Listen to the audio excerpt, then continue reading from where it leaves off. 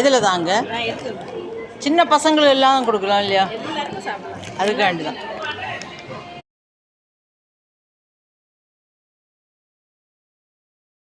அதே எங்கே போட இது எங்கே போட இங்கே தான். நல்ல டேஸ்ட்டாக இருக்குது. நாட்டு சர்க்கரை எல்லாம் உருவாக்கி வச்சுருக்காங்க. வாங்க மக்களும் எல்லாரும் வீடியோ எடுங்க. நல்ல டேஸ்ட்.